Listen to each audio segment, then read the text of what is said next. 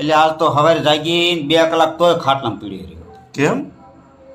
આખી રાત હોતો હતો ને થાકી ગયો.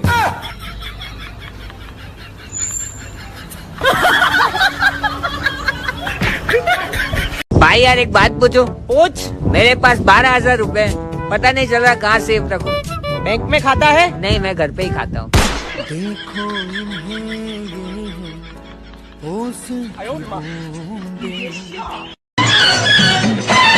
रास्ते में हम दोनों बीड़ी पियेंगे।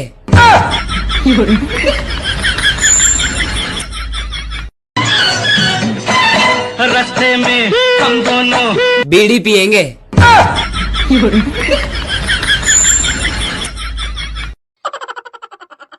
આ જ્યારે આપણે લાઇટ બંધ કરીને ફોન વાપરતા હોય ને તો તરત જ મસર આવી જાય. જાણે એની ગર્લફ્રેન્ડ વાતો કરતા હોય.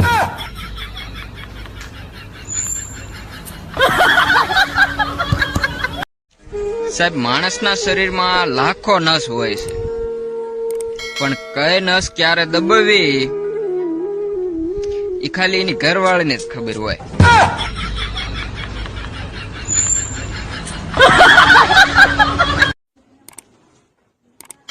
ચાલ આવજો. અરે તેરા બાપ ને હોટલ કોણ રાખે છે? चुटकी मार, चुटकी मार, चुटकी मार।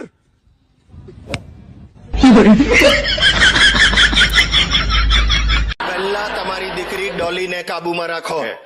સવારે નીચે કમ્પાઉન્ડમાં મળી મને તદ્દન એ ટાઈપના સ્કર્ટ પહેરે છે. અરે દીકરો શું, બાપ પણ કાબુમાં ન રહે.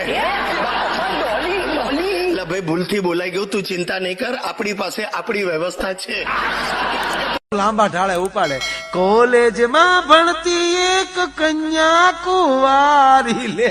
કોલેજમાં તારી માં કન્યા કુંવારી હોય કે ડોઈશું ન ભણવા જાય? तुम्हारी उम्र में मैं मोमबत्ती जला के पढ़ता था.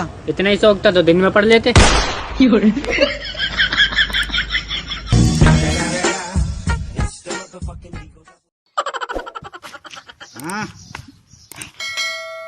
તને જોઈને મને એક વિચાર આવે છે. આ પાગલખાના દર્દી બહાર કેમ રખડે?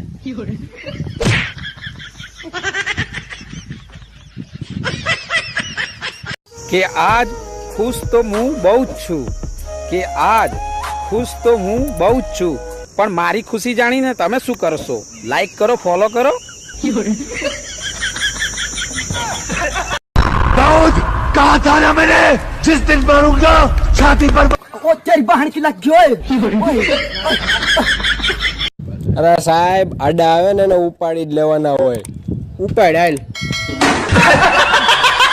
આ વખતે મારો દીકરો ઋત્વિક છે ને, ઈ 10માની પરીક્ષામાં 97 થી 98% તો લાવત જ. દિન રાત મહેનત કરતો હતો, પણ આ પરીક્ષા જ બંધ રહી. જો ને આના દીકરા ઋત્વિકને 9મા ધોરણમાં ખાલી 36% હતા. બોલો, કોકે હાચું જ કીધું ભગવાન. માઈ માં બીજા બધા વગડાના વાહ.